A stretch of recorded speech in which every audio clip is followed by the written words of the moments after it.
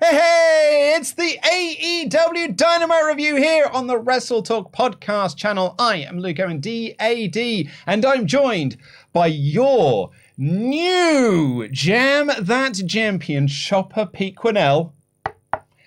Because I did lose it, quite emphatically. Oh, it was decisive, over wasn't WrestleMania it? weekend. Yeah, I mean, I basically lost it after night one, but night two really did put a nice little full stop there. You did pick Cody as your Joker. Sure did. Yeah, how did that work out for me? Joker Rhodes. Good, I guess. But anyway, welcome to the WrestleTalk Podcast channel. Please do press the subscribe button. Give us a little thumbs up. Let us know what you thought of this episode in the comments down below. Are you excited for All In? The return of All In. Not only that, it's AEW's Dynamite. No, it's AEW's debut in London, baby. They're coming to the UK, everyone. And if you are watching live, thank you for watching live, get in your Omega chats to WrestleTalk.com/support. We're going to read out all of them above the $5 US levels. Now, there's a bit of a running gag, which is Tony Khan has a huge announcement. Yes. And oftentimes, they're not. Oftentimes it's in Winnipeg. Oftentimes it's just, we're doing a show here. Yep. Or it's, hey, we've got this brand new TV show that's going to be debuting. And Adam Cole will be making his professional wrestling match. Yes. It's a Dixie Carter tactic. It's like a proper TNA thing of like Dixie Carter to make a huge announcement. It's because a bit of a ratings boost. The hilarious thing is, it always works. Like, there's always a spike in viewership. Whenever AEW say, like, we've got a huge announcement this week, it's like, little uptick of viewers this week. It's curious. It's casual audience, I guess, to be like, oh, I wonder what this huge announcement is. But of course, you can go to the world too many times. You can. Look at TNA. So I think a lot of people went into this one being like, I'm not really that. I'm sure it'll be cool. We, on the WrestleMania live reactions on night 2, someone sent a message in being like, what do you think is the big announcement? And we were just like, I'll wait and see. Yeah. The last few have been like, fine, been whatever. So I didn't really have like a whole heap of expectations going into this one. I did say on the WrestleMania Lives, I was like, probably UK show. And that'd be cool because I actually thought the last huge announcement would be a UK show. It's probably at Craven Cottage, probably at Wembley SSE or something like that. They'll book like a sort of 15,000 seat arena. Probably not the O2. No.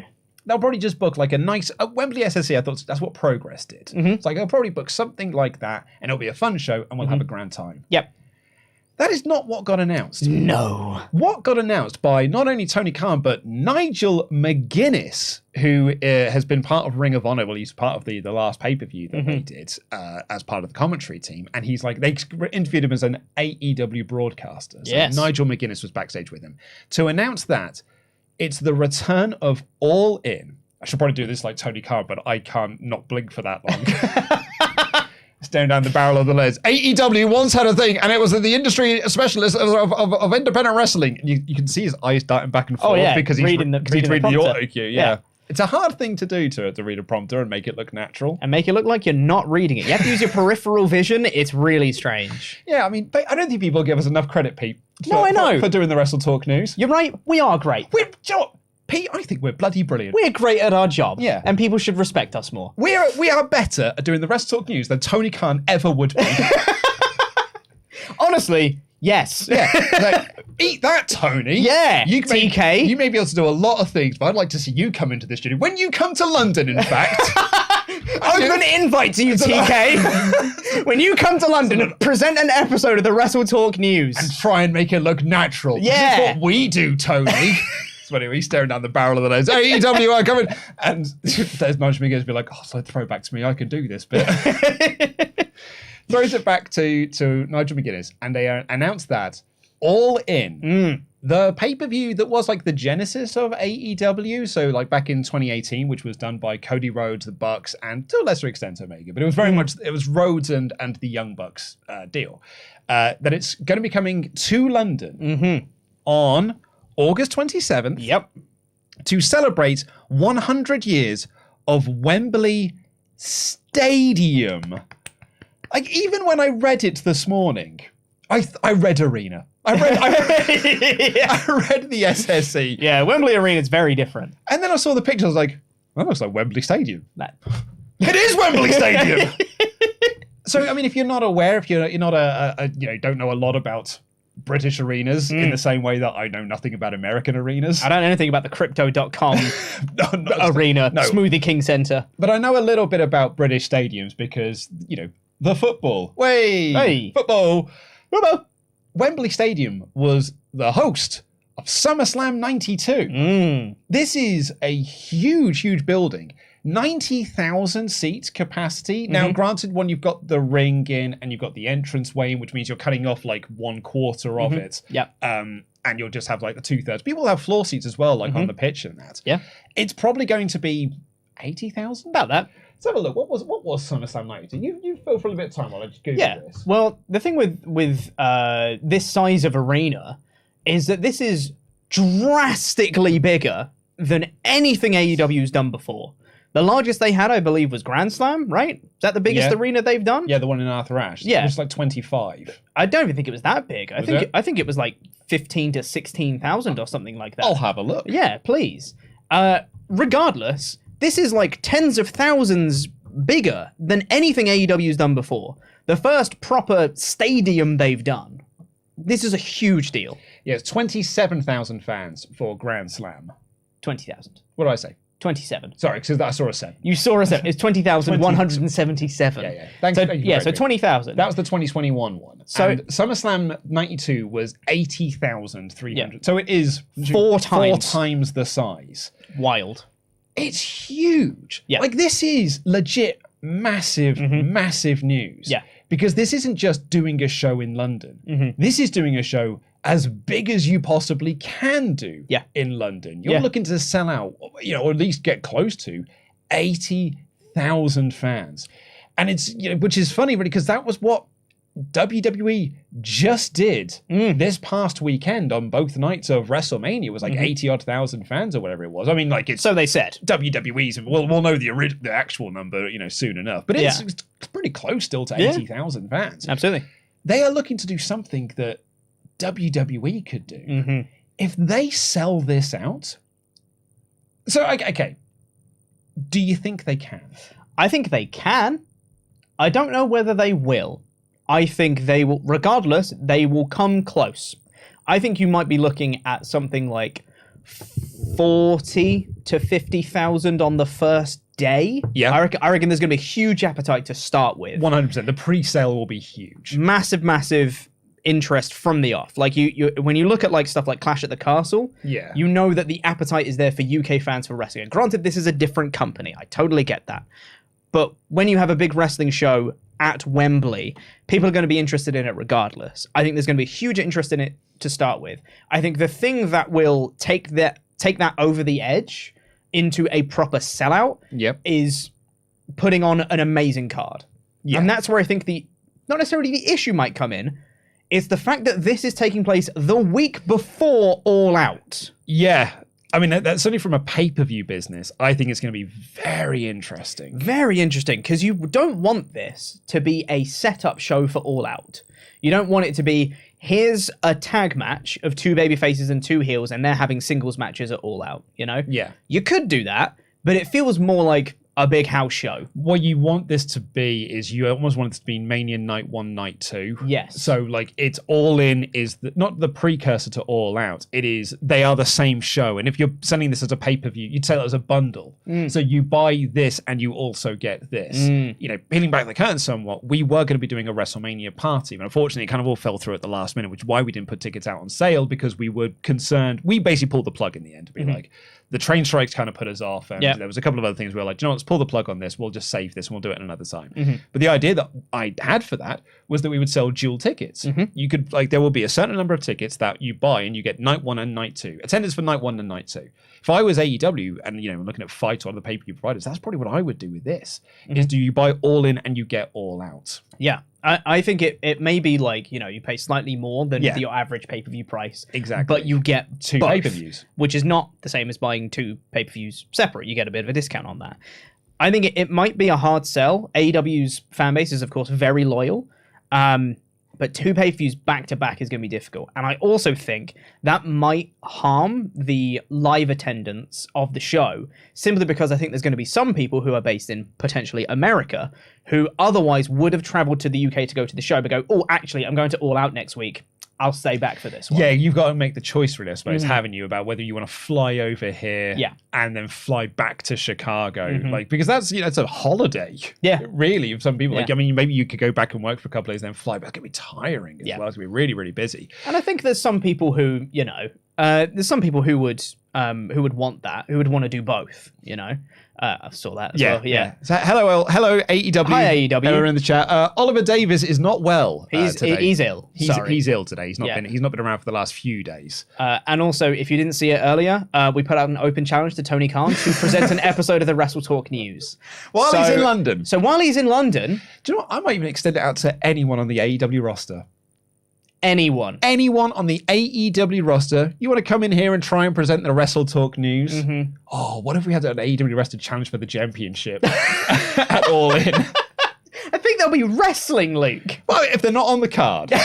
Any wrestler not booked for the All In card can challenge for the championship. Great. In a predictions warfare. You're putting my title on the line. Hey, you might not be champion by that point. Might not. I will be.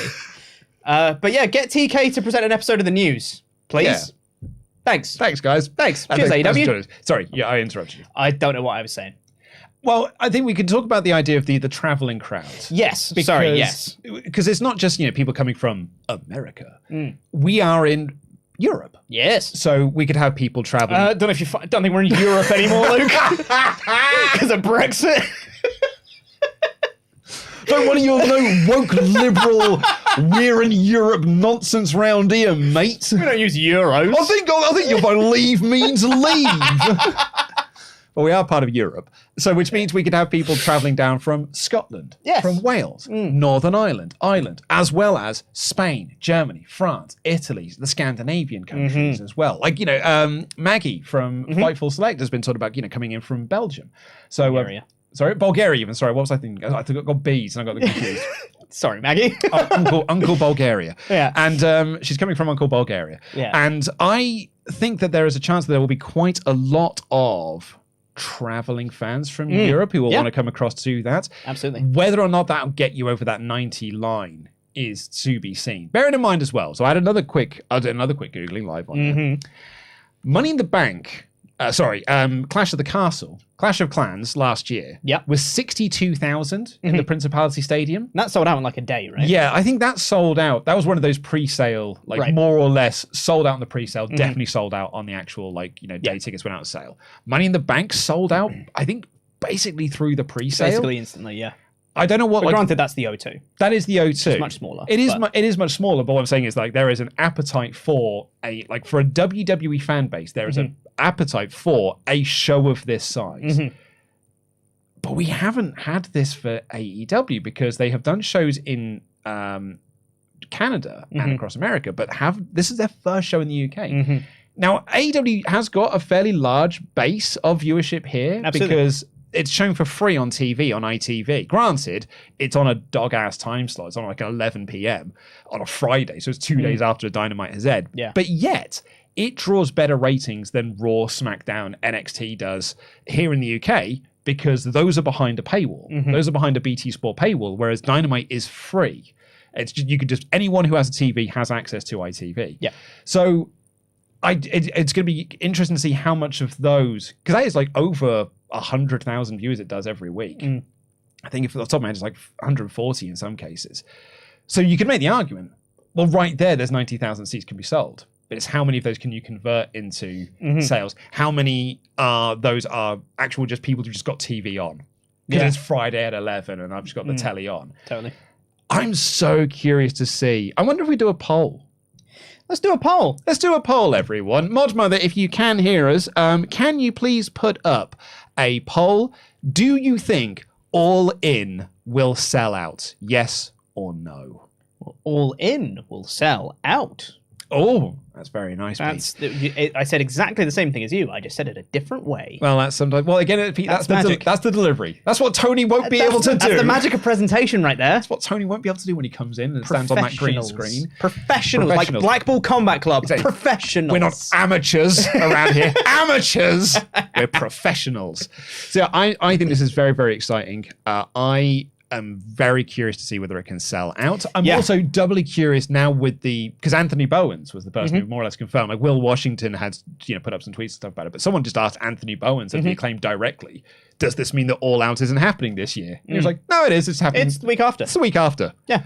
So 2 pay-per-views in a week. Pete. Question for you, Luke. Hit me with your rhythm sticks. So obviously TK has wanted to do a UK show for a long time. They were apparently going to be doing a UK show in 2020, but pandemic happened and all that jazz. Yeah. So this is obviously something that they've wanted to do for a long time. TK has said as much that he's wanted to do this for years, and this legitimately is a huge milestone for the company.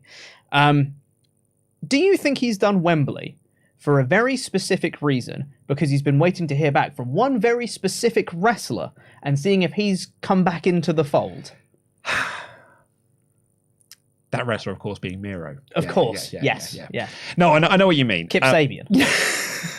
Hometown boy. Hometown boy. Well, just get Dan. Close enough. Dan lives down the road from Wembley Stadium. Like, it doesn't even have to pay cab fare. Dan can walk to it. Oh, man, I don't know. Like... Because that's someone that would sell out the stadium. CM Punk's first match. Even, not even his first match back. But you could say it would be his first match. But it's only going to be his first match in the UK for years upon years. 10 years? What if it's not a match? What if it's teased much like his Rampage debut? It's the worst kept secret in the company. That you do what you did in Chicago. Oh, that's such an interesting idea. You keep it as the worst kept secret that Punk is coming back. He returns at the Wembley show, and 1 week later he has a match in Chicago. I mean, hot dog, dude. That's all I'm saying. Hot dog. It's a thing you could do. Because that's all I'm saying. I mean, that Chicago show, that Rampage show, sold out on the rumor that CM Punk was going to be there. The rumor come out. Yeah, exactly. Yeah, so people bought tickets to go to that show to see if the rumors were true and to see if CM Punk has actually come back to wrestling. But you're right, it was the worst kept secret possible. Intentionally so. So that they could sell out that and draw up some massive intrigue. I actually think that's a really good idea. It's a great idea. If you can figure that out, I get Punk on page with no pun intended, I suppose. Get Punk and Page on the same page, but Punk and everyone on the same page. And basically he's there, makes his return. First match back, Chicago the following week. Although they haven't said that. They have said that's a report they might not do it in Chicago this year, All Out. Yeah. It's still on Labor Day weekend, but they were looking at different arenas in the country, so I don't think it's going to be in Chicago. But still, your point still stands. And that's the thing of linking All In with All Out and not making it feel like it's...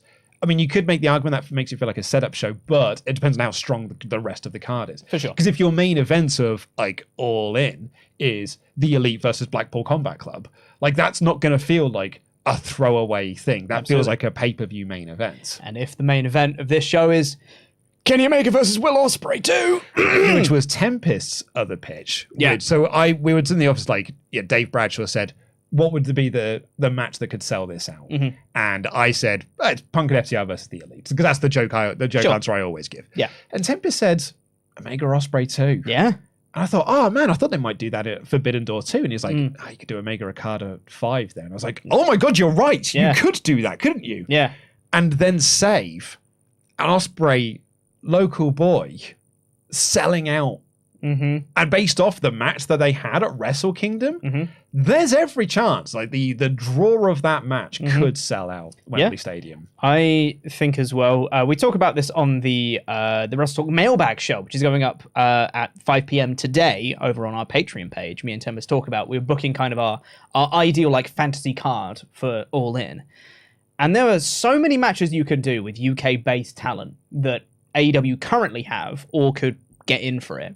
or at the very least, people who made their name on the UK scene, people like Aussie Open versus FTR, yes please, have that at Wembley. You've got Jamie Hayter, you've got Tony Storm, Pac, Kip Sabian, Saraya, and there's also rumors, and these are rumors, I haven't seen any reports about this at all, about Drew McIntyre's WWE contract. Yeah, because it is up at some point this year. Mm-hmm. We don't know when that is, whether that's the summer or whether that is later on in the year. But just if. But just a bit of fantasy booking. Fantasy booking. If his contract expires before All In, and he main events All In, wouldn't that be neat? Drew Galloway comes in. He's main evented Clash at the Castle, and less than a year later, he main events All In. It's not the I think that would be neat. A couple of other suggestions I've just seen in the chat here. Sting's retirement match. Ooh, interesting. Could be a way to possibly sell that out. Apparently SRS has said that Drew wouldn't be out in time. So. Okay, cool. But the other one that caught my eye, which I think is a great idea, is Brian Zack Sabre Jr. Yes, that's another suggestion from Tempest as well. Yeah. Like the match that we didn't get at Forbidden Door, you instead do All In the UK with the UK's Zack Sabre Jr. I think while all of these do sound like great ideas, I think there is a little bit of I have a little bit of step back from it of how much of a hardcore base is there for Brian and like I'd imagine Bryan Danielson having a match will sell tickets, but like how much of a hardcore base is there that will be able to come from all across the UK and Northern Ireland, the UK and Ireland and Europe? I don't know. I think it can be done. The more I talk about it, I sort of like took a step back to be like, oh, actually, no, you've got to think of the hardcore. And I was like, but there's hardcore fans in all those other European countries that probably would make the trip. Yeah. There are hardcore fans in Scotland. There are hardcore fans in Ireland, in Northern Ireland, in Wales, that probably would make the trip to see something like Omega Ospreay 2 or to see Zack Sabre Jr. versus Bryan Danielson. Yeah, absolutely. I mean, you advertise for Kingo for it? Like, you probably will sell some tickets just off the back of that. Yeah. I think there's a good chance they could sell out here. And even if they don't, if they come close to it, that's a huge achievement. The first debut I thought of, Grizzled Young Vets. Oh yeah, that'd be so cool. Oh, that'd be awesome. Granted, they have only asked for their releases currently. There were some misreports that they were granted, and then they were on TV. Yeah, they were on NXT Level Up, so probably not. But if they do get their releases, I think there's every chance man, Tony snaps them up because they are such a good team. Can you imagine the entire arena trying along with them? Soon to be! Oh, that'd be so good! So, there you have it, everyone. AEW coming to the UK. I can tell you for sure, like this is actual, it's anecdotal, but it is concrete anecdotal evidence that I can provide how exciting this is. Andy Datson wants to go. That's crazy talk. Andy Datson does not like wrestling. And even he was like, do you think we can get tickets to go? Yeah. Because he wants to go. It's a big deal. It's a big deal. This is a huge deal. And I push back on anyone who says that this was not a huge announcement. It absolutely was. Because this is massive. I think if they'd have said, we're doing a UK show, here's Craven Cottage, here's the O2 or whatever, we'd have been like, it's good. It's big news for us. Big news for us, but like no one else cares. The fact that they have said we're doing Wembley Stadium is a big deal for basically any fan. The fact that this is the weekend before All Out and the fact that this is a stadium makes this a huge announcement, and I think it is valid. Someone in the chat here just saying like, Moxley keeps asking for a holiday and they'll keep booking for shows. London's a holiday. Yeah. Have a week in London. It's a vacay, you know? Well, let's see what you think about this in your Omega chats. Please, you can join the conversation by going to WrestleTalk.com/support. And we'll read out every single one of them above the $5. And holy heck, because you actually do have quite a bit to say about Crikey, this. Moses. A lot. I did not think this would be the case, but no, it has happened. Also, shout out to our moderator who has called this segment Dynamite. B82 Res. Sam Ad Ali says, after the sad stuff from WWE, our spirits were lifted with an incredible Dynamite from Babyface Town, Long Island, and the news of All In Wembley. Only thing better this week was the Super Mario Brothers movie, the best video game movie ever. I was going to open with this, but maybe I was going to save it for maybe a little bit down the line, but I was like so high on wrestling after night one of Mania. God, yeah. It's such a good show. I was like, this is great. This is awesome. And Dynamite's been like pretty good for the last little while. And I'm really enjoying Dynamite. Night one, man, what a show. It was so good. And then night two happened. And it was a bit crushing in certain places. Yeah. And the more you look back at it now, you're like, oh yeah, there were a lot of Vince fingerprints and all of this. And there are a lot of questions hanging around it. It's one of the most intense streams we've ever had.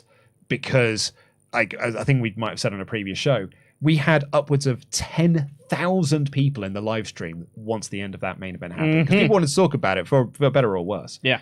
And then we had that Raw after Mania with the news of the sale and Vince's dyed eyebrows and no comeuppance ever coming that man's way because people in power never get their comeuppance. And it really was just like the bad guys won again. Yeah. And Vince has taken back control. It's going to be a Vince show. Like Dave Meltzer said, like Triple H is the guy in charge in the same way that Paul Heyman was the guy in charge, or the same way that Bruce Pritchard is the guy in charge. Like that's all he is now. Vince has got the final say. And I was like, yeah, man, that's a bit gutting.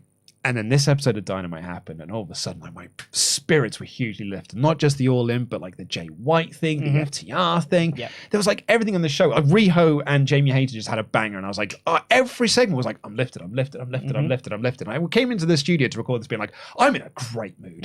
I'm in such a good mood. I said that to Tempest earlier, that watching Dynamite this morning, I didn't plan to, but of course, Ollie was sick, so I watched Dynamite. And I watched it, and I was like, this is a bit of a balm, I think, after the past week. And I came out of it being like, wrestling is fun, isn't it? It is fun. Yeah, that's nice. And tell you how exciting this news is. 2,200 people in this chat. That is bigger than usual Dynamite episodes. Yeah. So there is certainly something to be said about this UK show. Martial Arts here said the big question, what are WrestleTalk's plan for the Wembley show? Are you going? Do you make an after or pre-show party? I need to know before I make the journey to London. I need to know. I haven't seen Dynamite, but I guess it was good. It was good. Well, we don't know. The announcements only just happened. We have no plans in place. I think there is certainly a call for, like we did for Royal Quest, pre-show drink somewhere. We rent out a place and we have a little, like, a fan event. Yeah, have a little meet up. Little meet up with everyone, and then we'll all go together to Wembley. It's a good idea. Sounds fun. There will be people to do a live stream though. We do need a username. Streamlabs has lost your username, so please do let our moderators know. Who says, holy S-word, Wembley! We have a Lions Caliber Collective safe space pop-up barbershop at Carfest that day. Now I'm frantically working out how I can logistically get to All In, but I will be there. I watched All In while on holiday with the family. Now it's in the UK. Awesome. Bacon Rasher said, hi lads, this was big. I'm getting the most expensive package I can for AEW London. If you want an expensive package, manscaped.com. It'll be around 60k fans with the sets plus fans from Europe. It can sell out. P.S. Jay White shows up at AEW after Vince is back in WWE. He knew! AEW London, baby! Woo! Jam that jam. Me and Dan have just been texting each other today, just going, London, baby! John Billings here says, Rocket John, in fact, says, I reckon with people coming across Europe, Wembley might sell out WrestleTalk meetup. Hopefully so. Please, an Onion username, please do let our moderators know. He said, fans on Monday. I hope Endeavor doesn't make us $50 a month for pay-per-views. Tony on Wednesday. Get ready for 2 $50 pay-per-views on back-to-back weekends. Yeah, hopefully they do some sort of package deal. Yeah, I hope he's a smart enough man to think that through. Yeah. Redmond Survivor says, does this mean that Punk is back? TK surely wouldn't announce Wembley without some big plans in mind. I don't know. Well, I mean, the two matches that we laid out there in Omega Ospreay and Danielson, Zack Sabre Jr., you probably could sell out without Punk. Honestly, like, when All In happens, and I don't even need to pretend, like, this is literally on record. Ollie and I were making videos at that time. B and Ollie were like, I don't think they can sell this out. And the only reason we were like that is because a company, not even a company, anyone selling out a wrestling show that was not WWE to over 10,000 seats seemed unfathomable. It seemed impossible because no one had done it since WCW had closed. Impact couldn't do it. Ring of Honor couldn't do it. New Japan couldn't do it. Well, actually, New Japan never tried to do it. They probably could have done it if they tried. So it was like, we were there being like, maybe Like, they need Punk. They need Danielson. It's the only way they can sell this out. Egg was on our face because they sold it out. In like 30 minutes, right? Yeah, it was in like, a handful of minutes. They did it. So Egg was on my face. So now when I look at this Wembley show, it's why I'm not like, maybe they need Punk, because I thought they needed Punk for All In and they didn't. So who knows? Weirder things have happened. Yeah. S. Morgan says, do you see WWE moving Money in the Bank closer to All In because it would be damaging for their image if AEW pulls this off? No, I don't think so. The tickets are sold. Yeah, don't think so. There's all on ease. Started looking for flights from Germany to London. We'll not get our own show, I guess. Maybe that's the reason they kept Punk. I'm looking forward to seeing the originals, not so much into Punk, Jungle Boy Darby, and please bring Sting. Love you. That'd be very cool. Sil M. Herning says, people are missing the point re-Wembley. Even if it doesn't sell out, and it'll be 70k max with the staging, etc., but 100k viewers each week in the UK, it's status. This is a marquee statement. Oh, and I'm in London for the Strokes that weekend. So cheers, Papa Tony. Very nice. That worked out well, didn't it? It's also a good point. Yeah, just them saying, we've put on a show in Wembley Stadium is very cool. Yeah. So, yeah.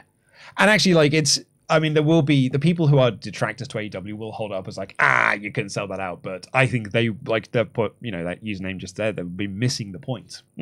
If they sell out 50,000 seats. That's amazing. That's nuts. Yeah. They sell out 60,000. It's the same as what WWE did. Unknown username, please do let our moderators know, said, as someone from Chicago who's gone to many AEW events, I'm so excited for you guys to get the chance to finally go to one. They're an absolute blast and some of the most fun events I've ever been to. Kevin says, I'm sure Orange Cassidy sent Jay White to attack Ricky because no one else can start the show. Excited about the All In announcement. Great show last night. The BCC is back to being one of my favorite acts in the business. A really exciting show. Agreed. Stevie Howland said the Jacksonville Jaguars have every game year in Wembley Stadium. A game every year. What did I say? Every game year. Oh, yeah. Have a game every year in Wembley Stadium. The Khan family have a very close relationship with the people who run the stadium. I think that relationship could be the main reason the show is happening there. It's a good point, Stevie. And Travis Manklow has been a member for 18 months in a row, says, if Drew does leave for WWE, do you think he could debut in London? He could come out the end to sing karaoke with Tyson Fury or someone. Honestly, that would be so funny. Yeah. And then he had to actually wrestle and stuff. Retro Rewind, are you guys going to do a kind of special stream for the event like you did at Clash of the Castle? It was so much fun to watch and see the big crowd you guys got there. TBC. Grimlock Customs, if they sell out Wembley, I think TK might get confidence to make All In their WrestleMania. Yeah. I think All Out kind of already feels like that. Yeah, it sort of already feels like that. William Rosmer, glad you guys are getting a local show. Even more glad you'll probably still be in Chicago because I live there. John Miller says, super excited for AEW's future. Do you think Bret Hart might make a guest appearance at All In, considering him being the main event last time there was a show at Wembley? I think they might try and get him in for that. Yeah, that'd be really cool to just be like, last time I was here, SummerSlam 92, and I don't know. I'm assuming this is real because our moderators have put it in. All Elite Wrestling have said, can some of us come to the WrestleTalk meetup? Yes. If you guys wanna. That would be cool. I mean, do you wanna? Can you bring John Silver? Specifically John Silver, just for me. You could do the Spider-Man meme. I like that a Pretty lot. please. Thank you. Bring down Brandon Cutler. We can film some B-roll for being the elite. I need to take my and actually, me and Brandon Cutler can do the it's perfect. Spider-Man meme. The poll results in. Do you think All In can sell out? 72% of our viewers think they can. 72%. That's a good chance. I think there's a good chance.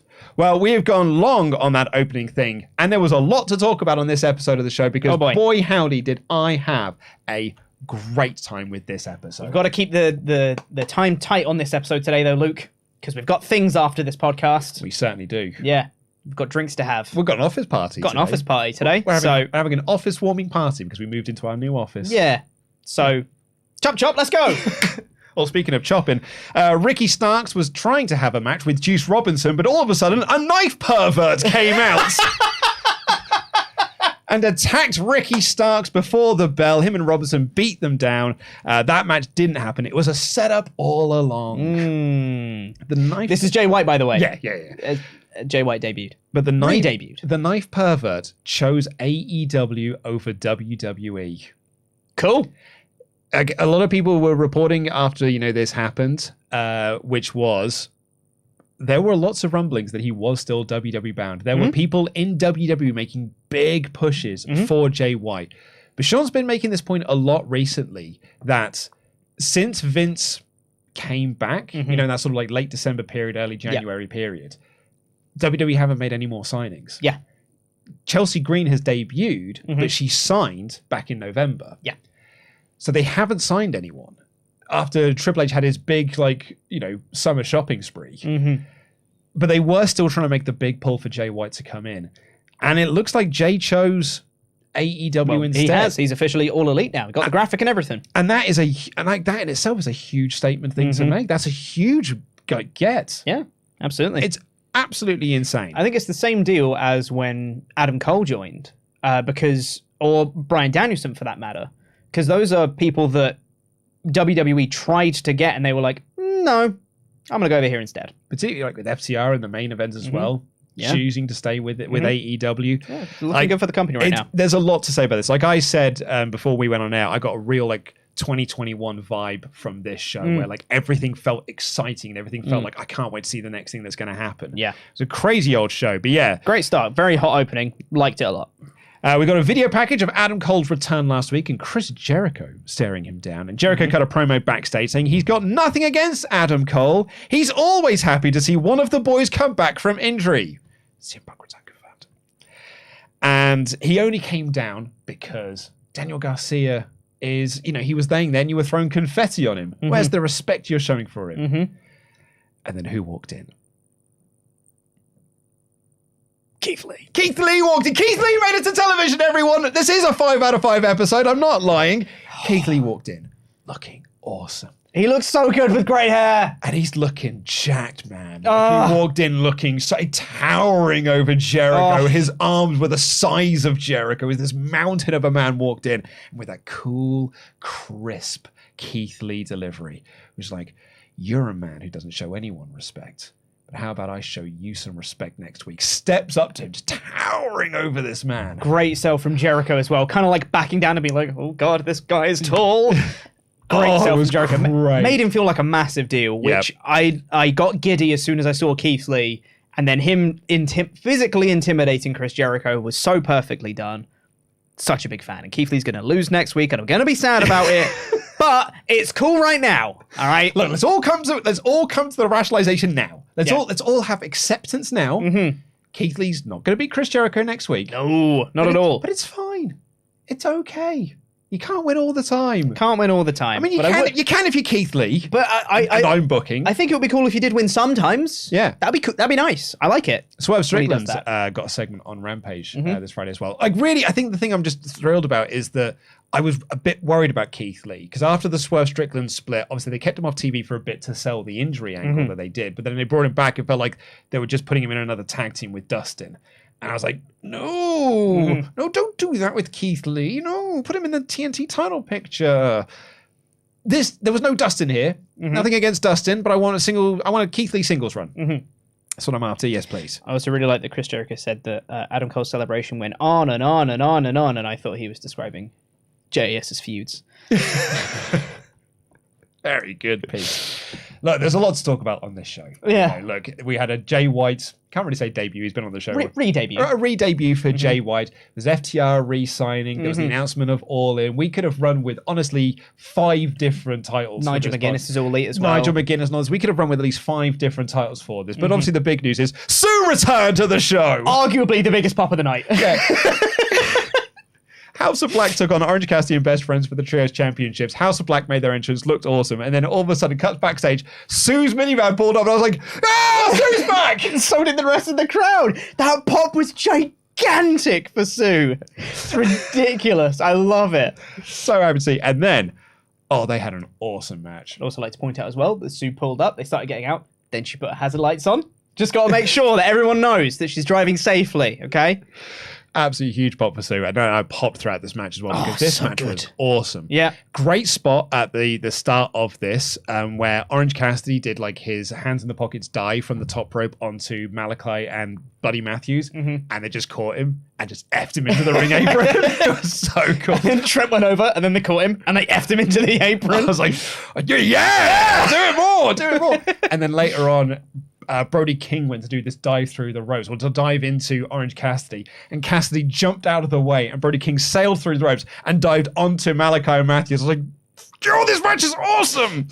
I loved all of this. I also loved Trent teasing a pile driver on Brody and being like, no, he's too big. So he did a pile driver on Malachi, did a pile driver on Matthews, and then did a pile driver on Brody King anyway. Right, the Brody King. He was like, I can't do it. My back hurts too much. And then everyone just hit moves on Brody King, and then he hit the pile driver. Oh, this match ruled. So cool. Loved this. And it won with Matthews hitting the stomp. And I love it when wrestlers keep continuity from previous gimmicks and stuff. And like they're the same person just going from company to company. And they're picking things up along the way. So I thought that was a really, really nice. I like that element to him. But you made a point in your edited review that I actually think is more important than that. Yeah, I really like how House of Black are all presented as individually great wrestlers that are better as a trio. I love the fact that each of them pick up wins. Each of them on their own are great wrestlers. It's not Malachi Black and his two lackeys. It is three awesome wrestlers coming together. And I don't think Matthews has been presented as strongly as Malachi or Brody King have, but getting wins like this is only going to help him look stronger. So I'm a big fan that Matthews got the win here specifically. Loved it. I thought it was so much fun. So good. And shout out to that chat as well that just said, Sue at Wembley or we riot. Agreed. That's the sign I'm taking. Yep. I'm here for Sue. Matthew of Botchamania had put up a tweet being like, I can't wait for all the signs that say be no greater than the dandy. We need to all take really UK-specific signs. Yeah, totally. Oh, that'd be so good. Everyone bring up their Nando's order. Yeah, perfect. Just a picture of a steak bake. I was gonna say that. God damn it. Christian Cage. Well, they said Christian Cage was going to cut a promo, but he didn't. Gonna break his silence. But he did not. Instead, he just brought back the returning Luchasaurus. Who entered from the door of red. It's the color of danger and passion. Yes.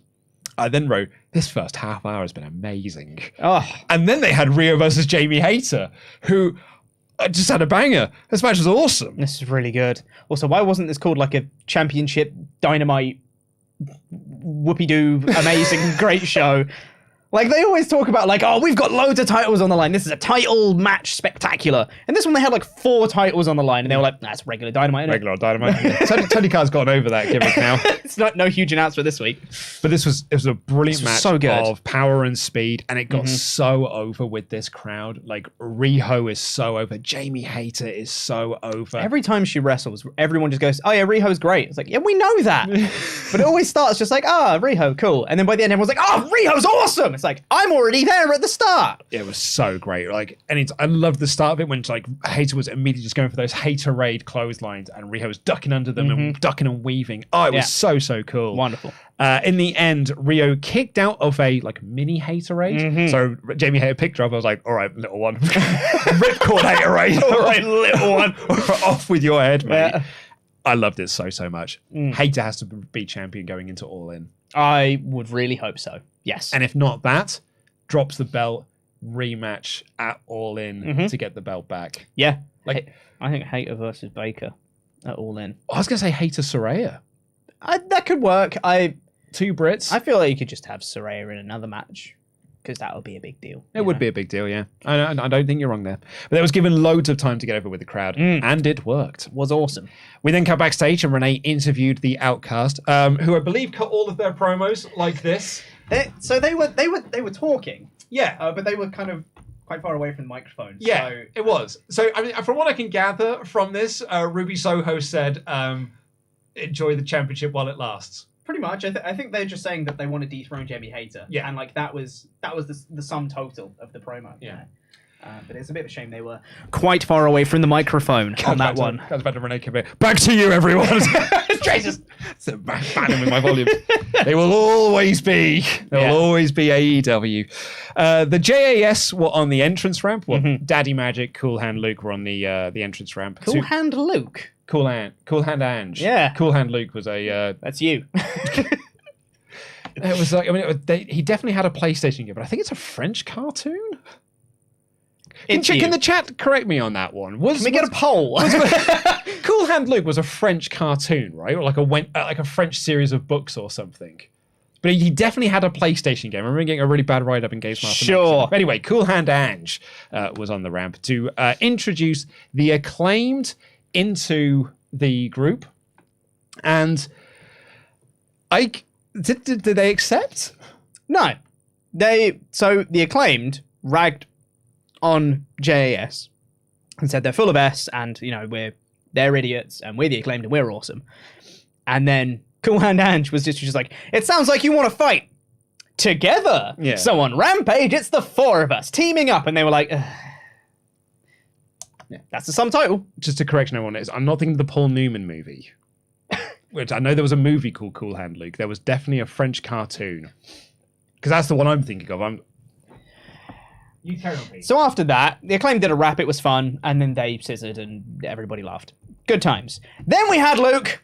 It's MJF Day, everybody. Because it's MJF in Long Island, which is always the best time to be an MJF fan.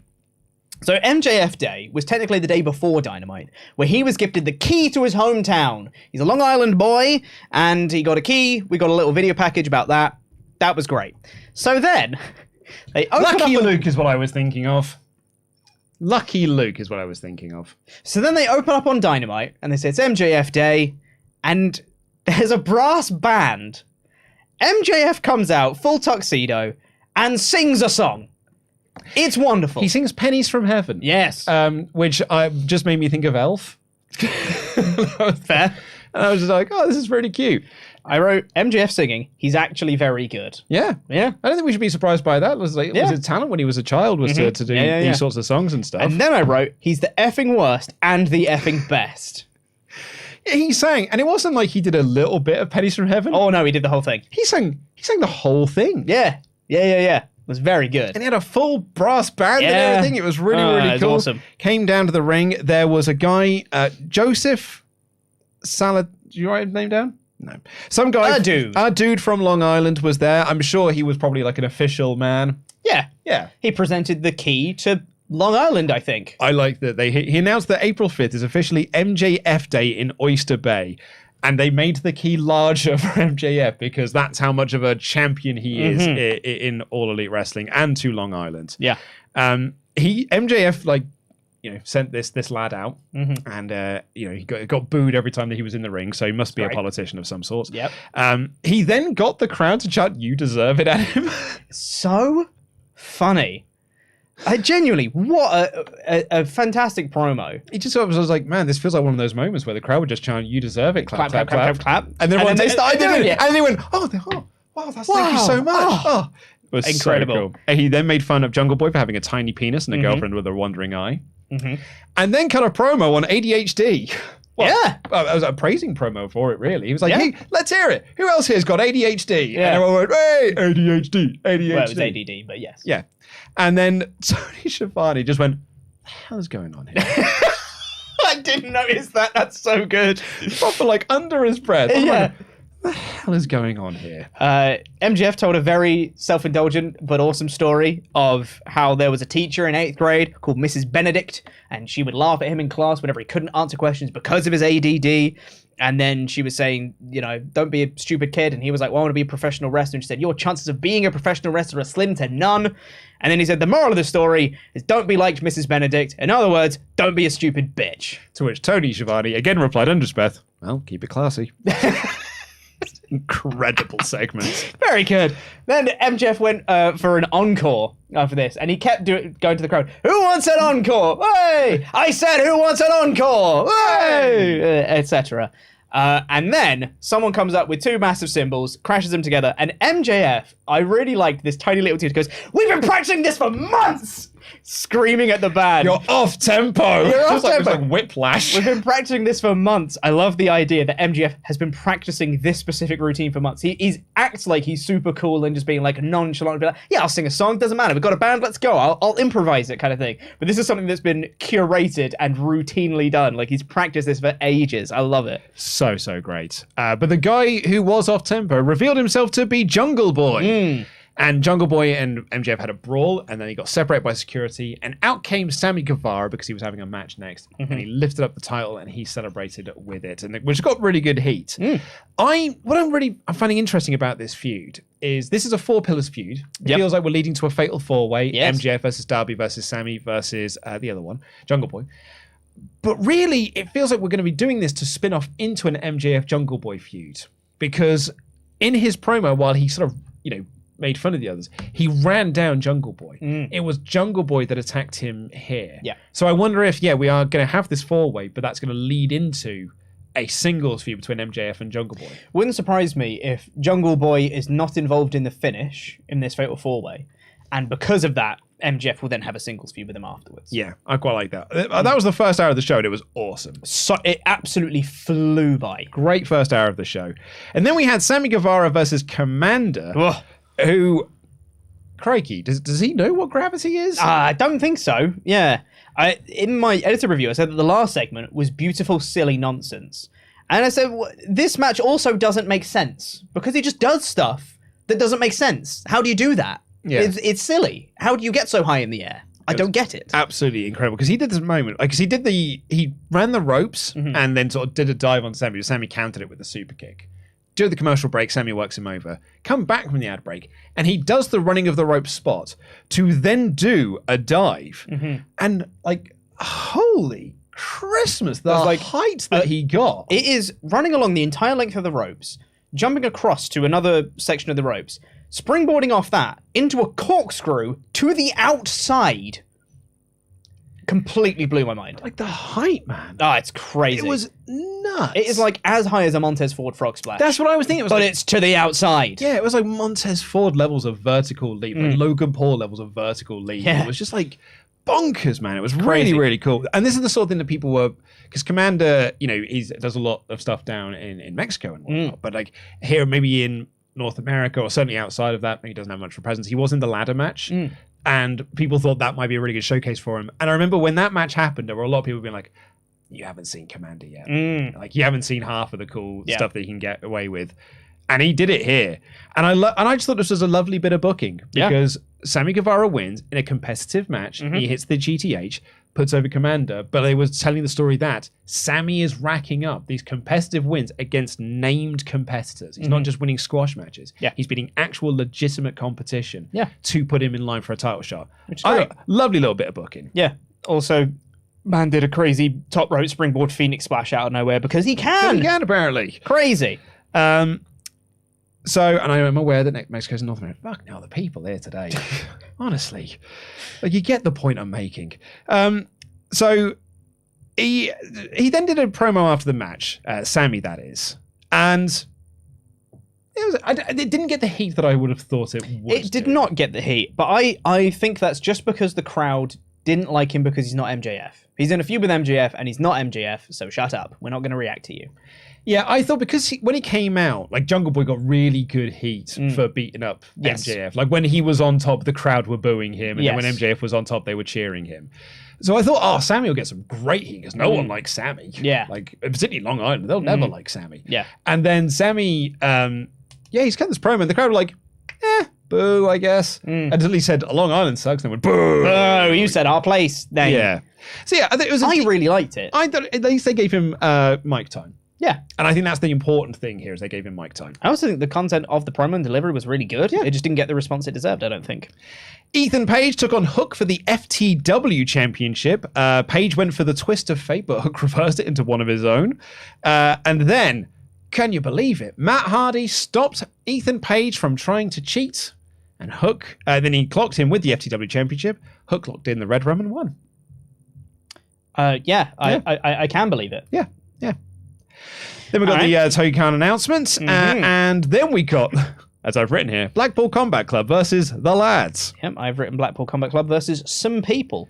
They won quickly. I don't think this was a match. I think they just murdered them. Yeah, it was great. It's great. I particularly loved Yuta selling when the Lads tried to get offense in on him. Yeah. And it really was like... It was this really indignant selling of, all right, what are you trying to do? What are you doing? You idiot.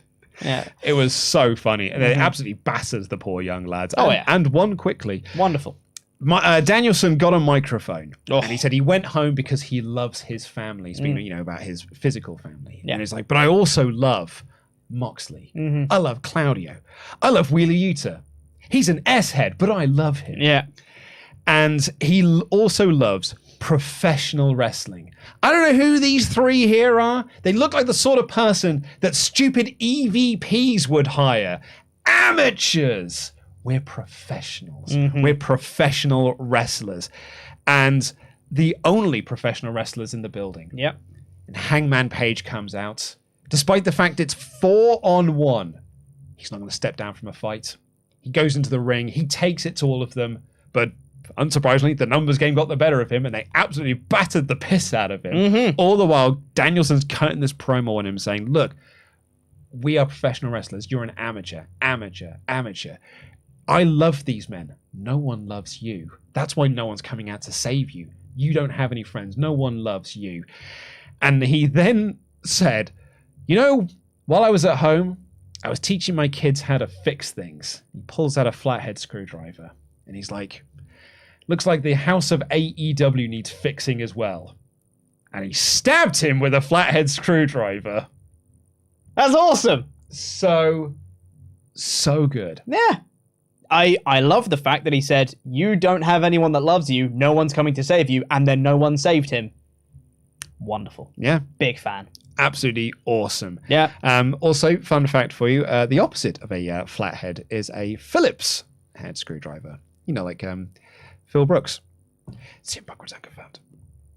These are the things that is Ollie Davis levels of convoluted right there.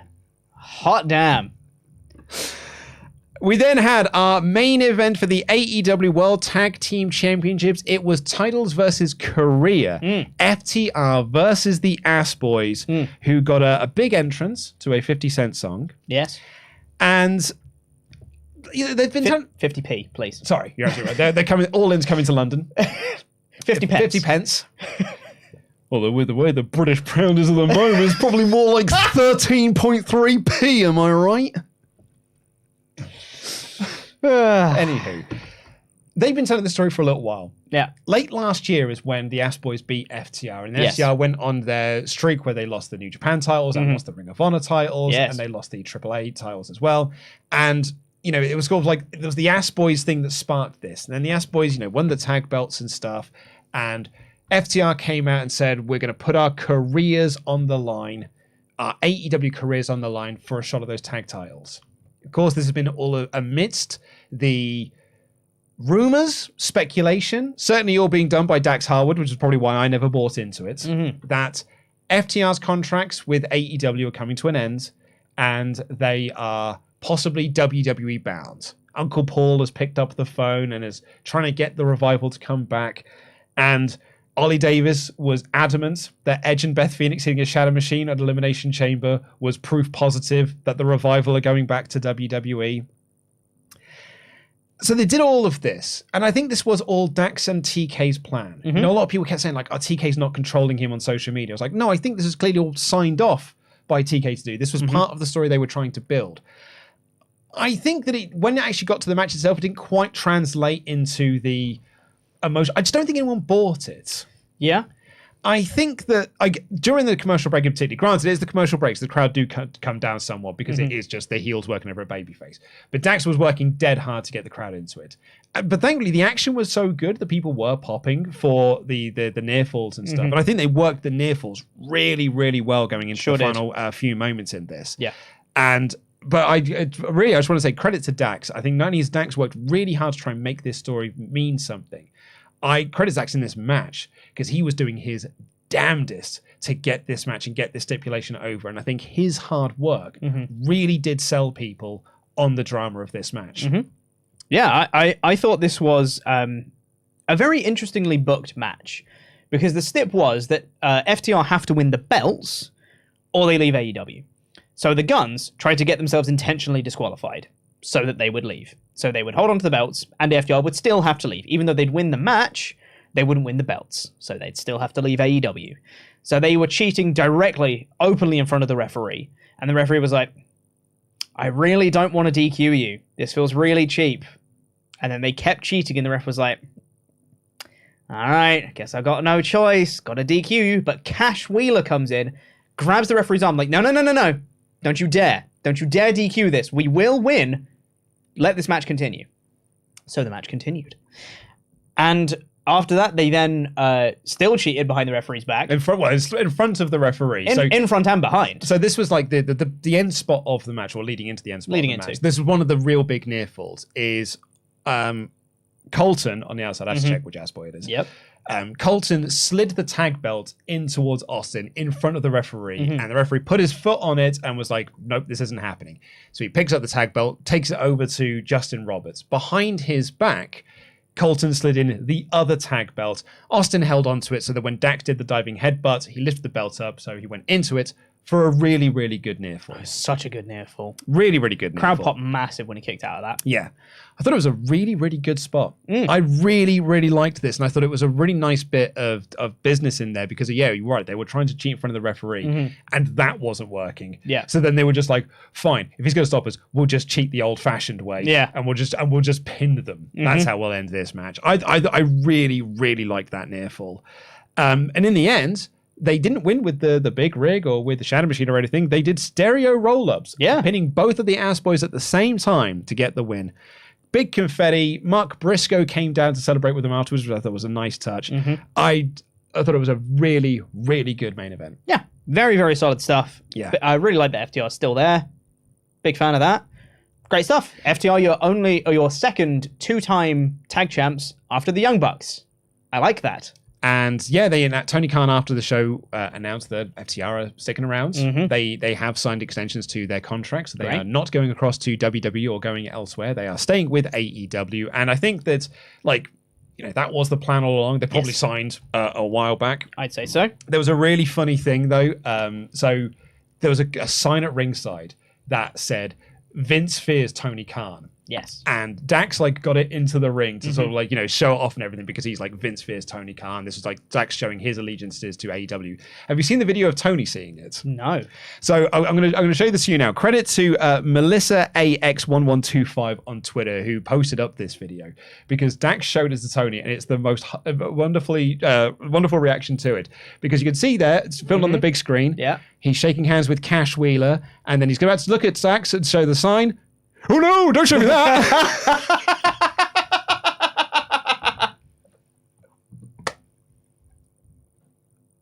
I think what Dax wanted was for Tony to hold it up to be like, yeah, Vince feels Tony Khan. And Tony Khan's like, I'm not getting involved in any of this. I'm not getting involved in that. Not falling for that. Big fan. One more time with that one. Here you go. Look. It's just Tony Khan. He's there celebrating with Cash. Thank you very much. What a good match that was. Yeah, I'm just going to shake Dax's hand. What do you got there? No. It's great. That's great. I love it. So yeah, really enjoyed that. Great show. Great show. Honestly, brilliant show. High 4 out of 5 for me. As a 5 out of 5 show for me. Yeah, fair enough. Absolutely adored that episode. And I think part of that is Raw bummed me out.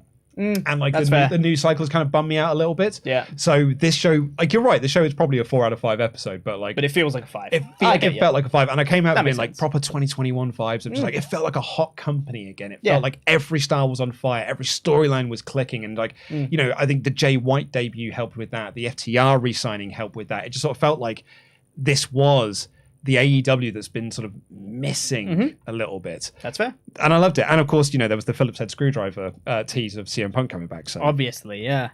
Let us know what you thought. We're going to have a poll going up. In fact, it's up now, letting us know what you made of the show. Thumbs up, thumbs down, thumbs in the middle. But before we get into your remaining Ultra Chats, we have got some very special people to shout out here on the WrestleTalk podcast, and those are our $25 and above Patreon pledge hammers. Head on over to patreon.com/WrestleTalk. Pete talked about it earlier. The mailbag with him and Tempest has gone up. It's going up in about an hour. Going up in about an hour. And next week will be behind the scenes.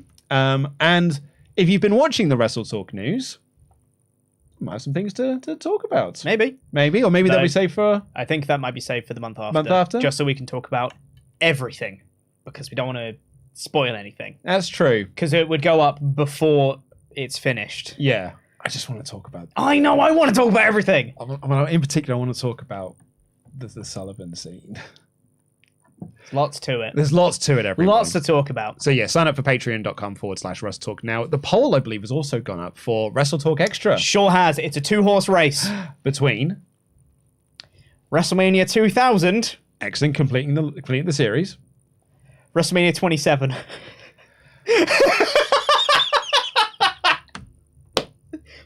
Arguably the worst WrestleMania of all time, and also very long. But the thing is, like, they're both bad, but for different reasons. Very different reasons. Like, WrestleMania 2000 is a terrible show. Yeah. It's a rubbish WrestleMania during, like, the greatest period the company's ever had. Yeah. But it would complete the set, so I've got some nostalgic, memories of it, and it's got the triangle ladder match, which is good. But Mania 27. Woof, Mania 27. You've got Randy Orton versus CM Punk, which is pretty decent. Yeah. Oh, woof. And I think that might be it.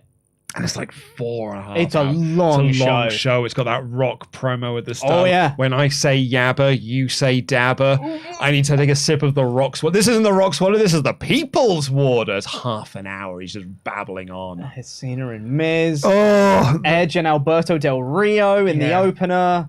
It is honestly, other stuff. It's the really, really long Undertaker Triple H match. It's the bad one as well. Yeah, because the good match comes the year after. Yeah, the Hell in a Cell is the year after. Easily the worst of the 3 matches they had at WrestleMania. Yeah. Made worse by the fact they pretended the first one never happened. Yeah. And yeah, honestly, it's like 45 minutes. It's one of the worst WrestleMania main events of all time. Yeah.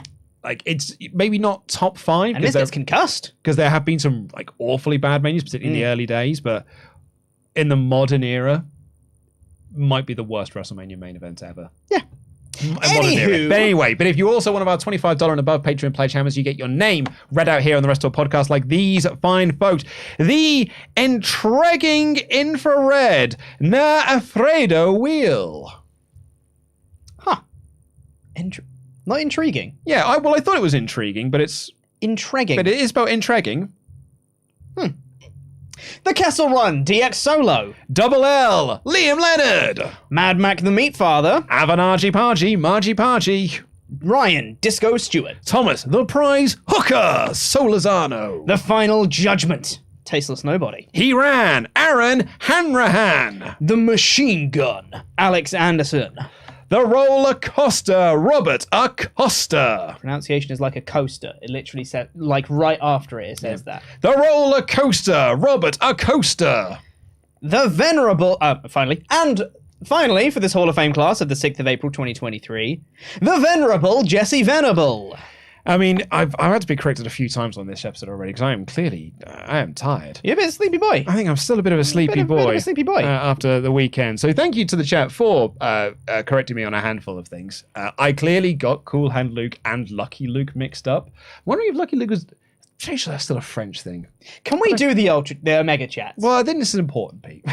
Luke, we've got a party that we're missing right now. I know, and they brought me neck oil as well. Oh. Bonesaw Buck says, good day, lads. I really enjoyed Dynamite for the first time in a while. Good to see Brian Danielson. Good. In his natural habitat, pummeling people with a screwdriver. Also, apparently, it's All In, then All Out the following week in Chicago. Thoughts? I think we discussed that a lot earlier. Last couple of things to say. We have All In, All Out, but when do we have All Turn Yourself Around? Also been playing 2K23 and wanted to personally congratulate LIW for another successful title defense against the Precious Metals. LIW for life. Well, let's not forget, everyone. I'm still the Quizlemania champion, and I am still the Survival Series champion. I'm not Jan that champion. I did lose that.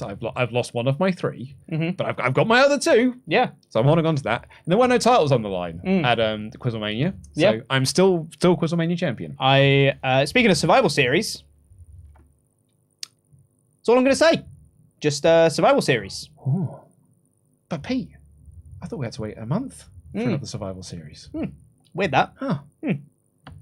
Alamac says, adrenaline, it's very loud. ADD chants from the crowd. That's very good. That is the one. That's very good. That is the one. Take notes, everyone. This week's Dynamite was such a neat palate cleanser after a disappointing end to Mania Night 2 and a very weird Raw. Thanks for the review, guys. Hot tags all round. Swaggle Boone says, I love the way MJF can play face in Long Island. The musical number blew me away. 5 out of 5 show. Also, did anyone else notice him getting a key to the city was marked MJF Day is exactly how Rusev Day started? That's so cool. Love you guys, Jam. Did not notice that. AFC Pewson says, afternoon, lads. Needed that episode of Dynamite after a deflating few days of WWE news and content. Will absolutely be traveling down from the Northwest to Wembley in August. Would you consider throwing an after party? Love you all. Potentially. Also, you are coming from the greatest area of this country. Maybe you should stay there because it's so beautiful and it's full of great people. You're telling him to not come to Wembley? Well, I mean, I just think it's hard to leave the Northwest. Just because, like, you've got to come down to stupid London. That's true. You've got to come down south. Yeah. It's much better to just stay in the Northwest. We have an unknown... Oh, no, we don't. It's Cobb here. He said, I was at the show last night. My first AEW live show. Nice. And as a Long Island native... All hail MJF. My old high school music teacher was in MJF's band. Freaked out the second I heard Jay White's theme. Also, LMAO Cody sign. So That's funny. There was a sign and it was shown on camera. It just says LMAO Cody. Well, at least TK actually showed Cody Rhodes respect when he was doing the All In announcement. He said, in 2018, it was Kenny Omega, it was the Young Bucks, and it was Cody Rhodes who put on this amazing show called All In, and that's how this all started. Like he didn't omit the name Cody Rhodes from it, which I thought was very classy and well done. Your local metalhead said, well, he had to. It was written on the teleprompter. Well, yeah, he's like Ron Burgundy. Anything that's on there, he will read. And also it says don't blink every now and again. In Winnipeg. Really enjoyed Dynamite last night. This is from your local metalhead. Really enjoyed Dynamite last night, especially the debut of my favorite wrestler, Jay White. I'm also going to Rampage Battle of the Belts this Friday. It's my first AEW show. Jam that jam. Very nice. We have an unknown username. Please do let our moderators know. That said, AEW did what WWE couldn't and put on a really entertaining After Mania show. I think TK knew that there'd be a good chunk of new viewers that got burned out by Mania Night 2 and Raw. Let's see if they can maintain this momentum. I don't know if that's true. I don't know if that's true either. Another unknown username, please do let our moderators know, said, MJF is the god of wrestling, knows all you bozos can't stand up to us on Long Island. We are better than all of you, and we prove it each time the show comes back here. We love the one true babyface MJF, and you're all just a bunch of mid-poor jabronis. Love always, Long Island. Thanks. Zico says that MJF segment was brilliant. Pete, glad you haven't quit after leaving the Raw review. If you're in charge of the storyline segments of the news, then you're a bloody genius. Love all you do. I'll miss you on the podcast, Pete. Well, thank you very much. And if you want to hear more about it, check out Behind the Scenes. But short version, yes, asterisk, sort of. I also thought it was really funny that when we announced that it's going to be me and Dan doing the Raw reviews going forward, we do be like, it means Pete's no longer on the podcast, but you couldn't stay away for long, could you? Ollie had to get ill immediately. First possible show, dragged him back in. Michaela Traub, I forgot to mention that there was no inordinate amount of younger... there were an inordinate amount of... Sorry, I'll try that again. I forgot to mention, there were an inordinate amount of younger kids at the show. We go to every New York, New Jersey show. Hey, New York, New Jersey, like I've seen WWE, they're the same place. And we usually only see a handful. There were like 4 in our row and several others around us. No one watched their language. Yeah, there was a lot of S-ing on this show. There was a bit of effing and jeffing on this show. Jack Lloyd. Hey guys, this is a banging show of Dynamite. I love Jay White. Can't wait for him to be a champion. Also can't wait for All In. I've not been to a wrestling live show in 8 years. Awesome. I've already booked my hotel and a lot of them are already sold out. Jesus. I think there's a high demand for the show, you know? I think so. I did see Maggie post up about that earlier, being like, are you bastards already booking out all the hotels? Crazy. Richard Martinez, Dynamite after Mania was amazing. Jay White is in the hotter company. Jay versus Cole, please. I'm excited for a hot London crowd because you never disappoint. My favorite part of the show was Danielson cutting a promo while BCC was whooping all kinds of ass. Kristen, I thought Dynamite was a breath of fresh air out of whatever that Raw After Mania was. Something did positively happen, and that's my friend just got back into wrestling thanks to him watching this past weekend's shows. Nice. He's asked for matches, and so far I've given him Banks and Bailey take over Brooklyn, absolutely. Ray Eddie Halloween Havoc, absolutely. And Cody Seth WrestleMania 38. The next one I'm planning to give him is Knoxville Zane, example of a sports entertainment match. Absolutely. Any others I should send him? Bucks Omega Page from Revolution 2020. I was going to say some tag team wrestling in there would be fantastic. My other suggestion for that would either be DIY Revival or Revival American Alpha. Yeah, or the Triple Threat. Take him Dallas. Yeah, or the one from Take Over Orlando with Authors of Pain. Yeah, because that match is real good. Take over, Pete. Oh, well, there's another one here. Not actually Tesco. Said TK fears A4 paper. Such a solid show. Made me feel better after the disappointment of Monday night. Switchblade to AEW is a pleasant surprise, but even without the announcement, I'd happily rewatch this episode. Hope you're all well. Hashtag Danhausen for champion. Hey, if Danhausen wants to try and step up to the championship, he's only got to try. He's only going to answer the call. Danhausen. Danny Torkel said, I was watching live on a flight. When TK said Wembley, I yelled, Wembley! And people turned their heads. Could 2023 AEW rival 2021 AEW? What if they get New Japan involved in running Kenny Okada 5 awesome G1 matches? Forbidden Door, Grand Slam, All In, out. Wow. I think if you're going to do Okada Omega 5, that needs to be on American soil. Because it was supposed international soil. Because it was supposed to be. Yes. Like it was supposed to main event the MSG show. Mm-hmm. So I think that the 5 should be there rather than doing it. Hey, look, if you want to do it in London, I'm not going to be like not complaining. I'm not going to write Tony a letter and be like, no, please do that for America. Yeah. But I think that probably should be in America. Really, it should be in Canada. Sure. Eddie was saying Kenny's home soil. That's true. In Winnipeg. Eddie Pat 14 said, I hate to bring down everyone's spirits talking about the other company, but I just have to say it before I forget. You know what sucks the most about the WWE news? Remember when we were talking about all the goodwill they had with Triple H? Gone in one night. Oh, man. Look, hey. Yep. SmackDown's going to be the real test. Sure. Because, having said that, Dave has... I'll be curious to see what the show's like. Dave said on Observer Radio that, like, he might not be, because I think it's in Portland. He said he might not be at Portland, but even if he isn't, he might be even worse. He'll be booking from afar and changing things like over the phone. Yep. But he is the guy in charge now. He is running the company again. God.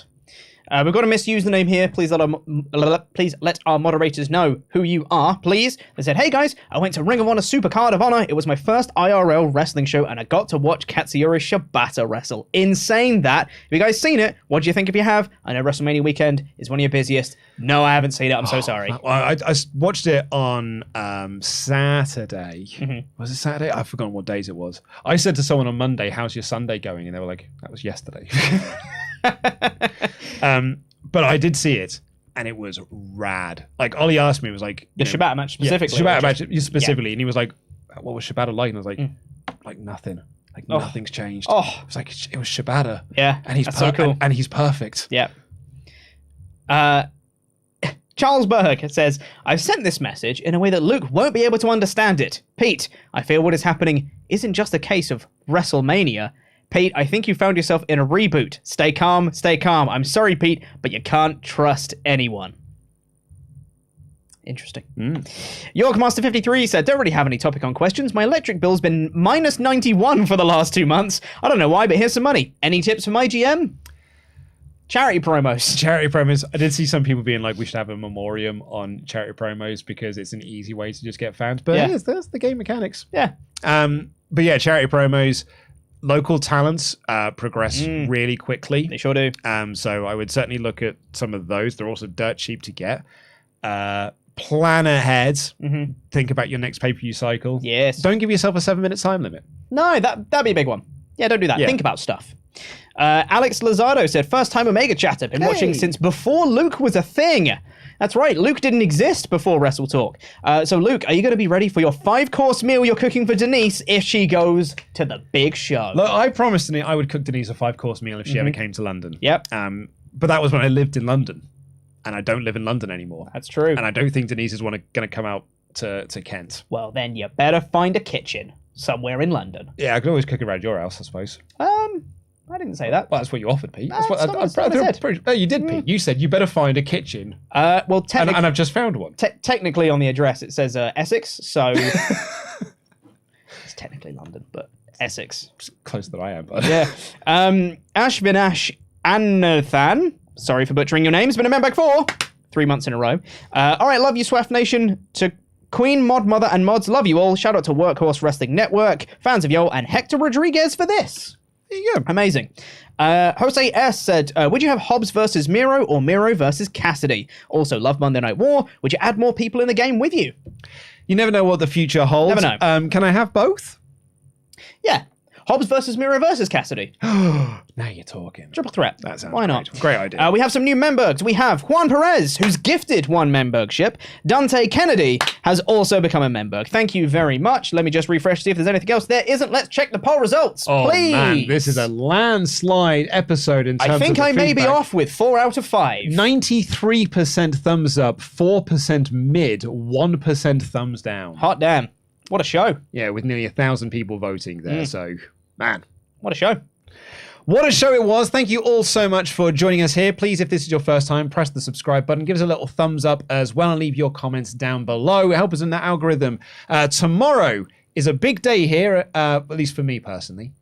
Because I'm launching a brand new channel. We are launching a brand new channel, which is going to be video essays about video game movie adaptations. A video is going up tomorrow about the draft of Super Mario Brothers from 1992 that did not get made, that was much closer to the spirit of the game. It actually was just the game, but put up on the big screen. So it's a complete 180 from what the actual 1993 movie ends up being. So we go into that in a lot of detail. We're really excited about it. And I'd really appreciate it if you would, every single person who's watching this, go over and watch that. What's the channel called, Luke? It's called Cutscene. I'll put a link in the video description down below so you can go over there and press the subscribe button. Enable notifications so you know when that video goes out. And until then, I've been Luke Owen, DAD. That has been Chopper Pete Quinnell, your Jam That Champion. Jam that jam.